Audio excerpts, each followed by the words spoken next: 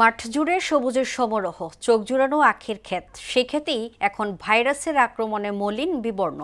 এতে হতাশায় দিন কাটছে টাঙ্গাইলের আখ চাষিদের। সরকার সহযোগিতা ও কৃষি বিভাগের কার্যকর পদক্ষেপের দাবি জানিয়েছেন ক্ষতিগ্রস্তরা।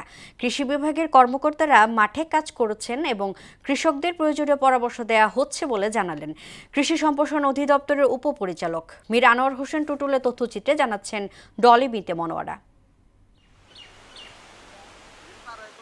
চলতি মৌসুমে টাঙ্গাইল জেলায় বিভিন্ন স্থানে প্রায় 465 হেক্টর জমিতে আখের চাষ হয়েছে। আবহাওয়া অনুকূলে থাকায় এবার ফলনও হয়েছে ভালো। তবে পরিপক্ক হওয়ার ঠিক আগ মুহূর্তে আখে অজানা ভাইরাসের আক্রমণে অধিকাংশ ক্ষেতের আখ পচে যেতে শুরু করে। কোথাও কোথাও পুরো ক্ষেতই নষ্ট হয়ে যাওয়ায় দুশ্চিন্তায় পড়েছেন কৃষকরা।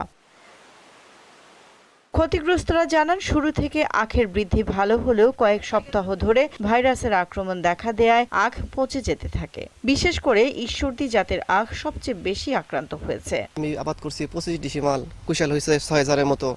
প্রত্যেক দিন 200 কুশাল করে ভাইরাসে মারা যাইতেছে।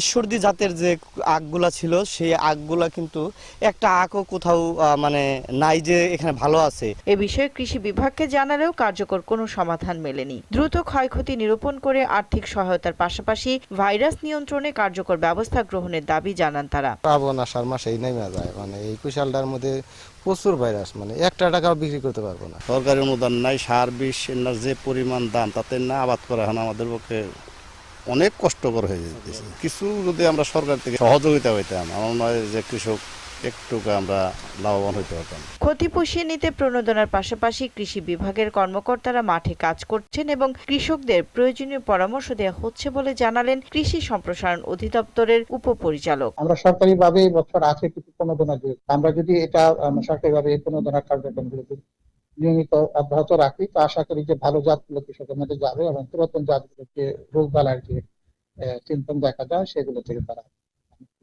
ভালো ফলন পেতে সরকারের কাছে সহায়তা মিলবে এমন প্রত্যাশাতেই প্রহর গুনছেন ক্ষতিগ্রস্ত কৃষকরা।